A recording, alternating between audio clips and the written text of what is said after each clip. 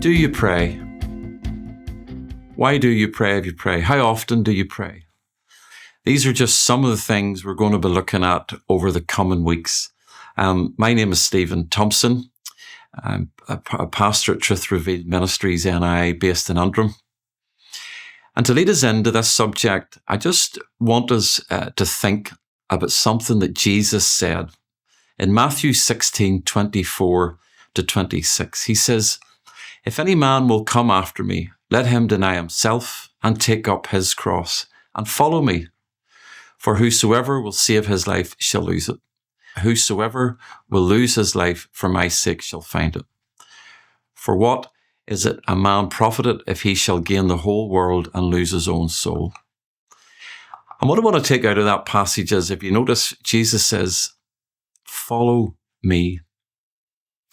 I wonder if you've ever sat with that little line, "Follow me." What Jesus was presenting to the disciples was an invitation to enter his kingdom school. We have different Bible colleges around the country, but this was a different type of school. It was a kingdom school. And he said to the disciples, "Come and follow me physically around the land," as he went round, preached and healed and all that he did, but also to watch him in the ministry and learn from him. Now, I don't know about you, but if I had been one of the disciples at that time, I would have asked Jesus to show me certain things. So, for example, I would have said to him, "How did you turn that water into wine? Wouldn't that be good to know how to do that? What about the walking on water? Jesus, how did you do that? And even better still, what about how do you raise somebody from the dead?" But what do they ask Jesus? In Luke 11:1, one of the disciples says, "Jesus, show us how to pray." It's a bit of an odd request, isn't it? If we don't understand the scriptures.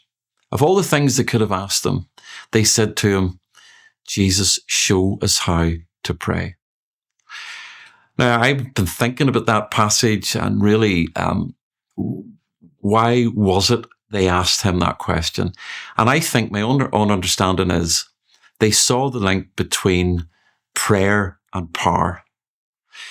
They would have witnessed Jesus get into long periods of prayer and then watched him perform some of these miracles.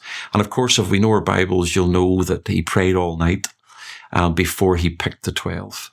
So I think they saw something between the prayer that Jesus went into to the Father and the times he went into prayer and the power that came before and after prayer. And it's interesting to note also that when the disciples ask how to pray, Jesus tells them immediately at the very beginning of that request how not to pray. Let me read Matthew 6:5-7 to you.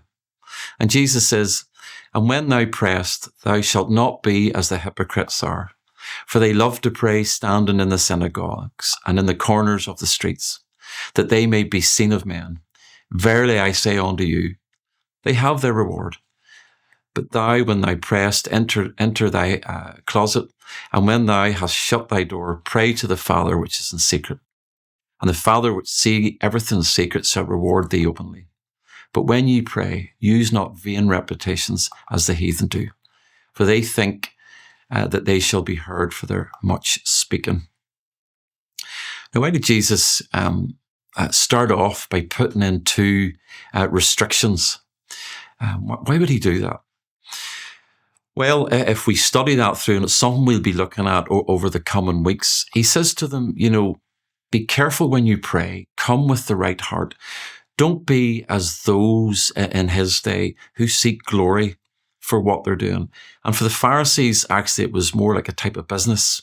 It was expected of them to pray out loud. They wanted to be seen. And Jesus said, don't be a hypocrite.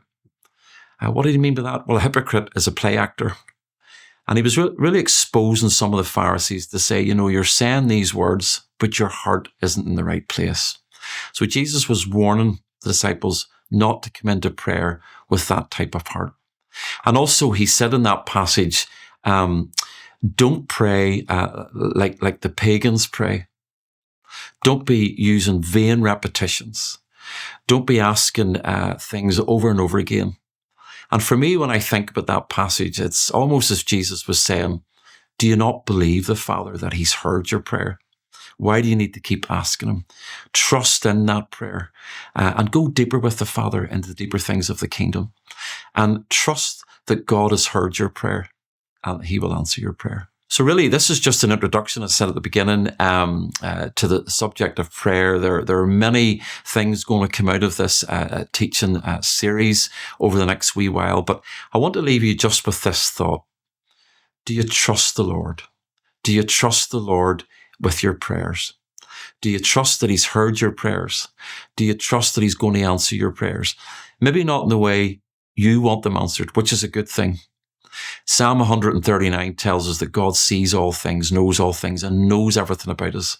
And actually, the Lord knows more about you than you know about yourself. So for me, I'm going to trust the Lord with my prayers because he knows me better than I do. He knows what I need and what's better for me in the kingdom. I just want you to be blessed today, knowing that the Lord loves you. He loves you more than you will ever know. He wants you to come to him in prayer. So let's just trust that prayer today. Amen.